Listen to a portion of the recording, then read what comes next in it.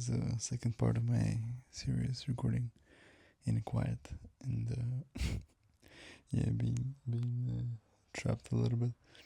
But I have something really insightful for you today, and I want to talk about time management.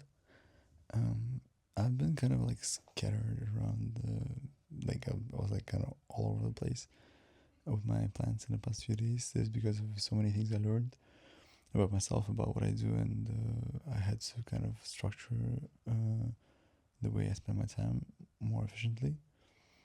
And especially the biggest delusion I always hear is whenever there's something important comes up and you uh, realize that it is important for your life, you have to do it. And or you want to do it in general, and you've been delaying it by claiming that you're busy. I think you can just reframe it, and instead of thinking that you're busy, say like that's an opportunity to actually do the thing now, because you are busy and you get a chance to fit in this new thing while you're busy. So whenever other time when you're not gonna be busy, it's gonna be easier for you. So why don't you do it now when it's the hardest? So that's a kind of like a good mind concept to have, instead of blaming the busyness, instead of trying to find excuses why you shouldn't do or why you have too many things on your plate.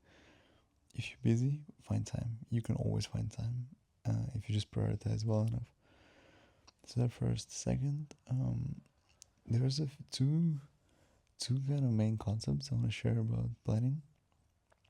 First, which is simple, I think you might know about it already before, which is like four squares. I think there is a maybe different name for it, like four windows or something, but I call it four squares, where you what I do personally is every morning or whenever I plan like a day before, I write down like all the things I can do or might need to do, and oftentimes I have no idea what I should focus on, and I have no idea what will move the needle.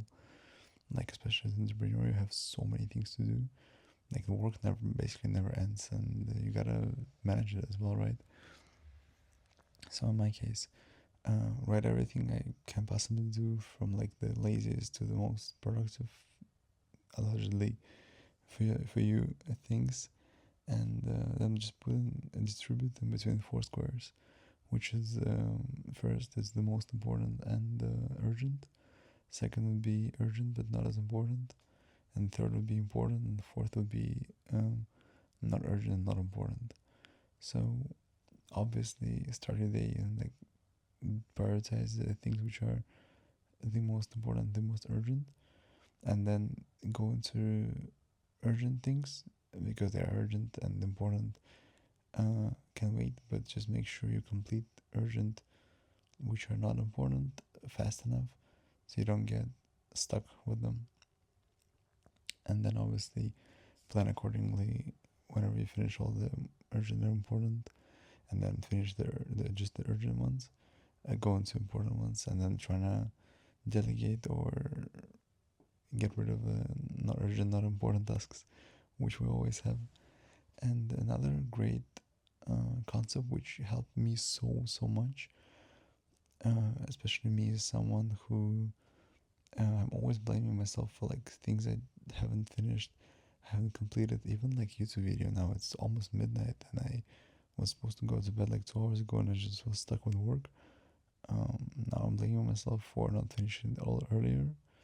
But but what I'll do, and I know for a fact that um, that that helps, is setting up the minimum and maximum for your work or for whatever you do. So take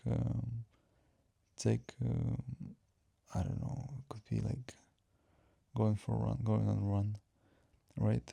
You want to go on a run tomorrow, and your goal is to do, I don't know, like 8K, and so but you have no idea what your plans before and after are. Maybe there's like a huge and really important project coming up, which might take 1 hour, might take 10 hours. You have no idea. and that often happens in business. So you have to be very flexible for that, specifically for your work. So in that case, you always kind of set the minimum thing, the minimum requirement you'll do for that task. So if you're an 8K, set yourself maybe like, okay, if I don't have time at all, I'll run like at least 3. You still run, you're still gonna do it, you just run like very little. So you have more time to spend on other more important things, and you still don't feel like shit because you've let yourself, you've planned it. It's you expected it to, as a minimum, run 3 kilometers, and therefore as a maximum, if you actually have time, if you have a chance to do it, to run more, do like 10. Do, instead of 8K, do 10. So like have a standard of how much you're gonna do, and whatever the conditions are, whether the time is influencing your um basically the time dedicated for this task, just adjust to the conditions, and make sure you set the range within which you can move. Because all the time I have not completed something, or haven't finished by time, haven't finished enough things, and I was always blaming myself so bad, while I could just plan and know the minimum that I have to do and not feel bad. And it's not an excuse for me to do less, because I know for a fact if I can do more, I will do more. I always do more. But now I have a chance to actually um, be okay with myself, and maybe sometimes even spending more time on something. Um, yeah, and I think that strategy works really well. And another thing, in terms of measuring the priority, especially for the framework of four squares, because we cannot really, like, it's very subjective the way you put the priority on something. You have no idea what's important, what's not. You kind of know what's urgent, but no, not always what's important. And I recommend trying putting some sort of like a label, like a value on something.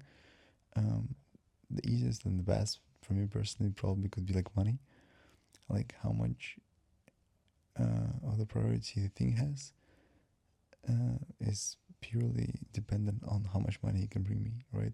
Even if it's gym, like I know for a fact it's pretty hard to measure the value, the like monetary value of gym, but technically if I go to the gym, I'm able to work way better and the next day, like the time afterwards, after the gym.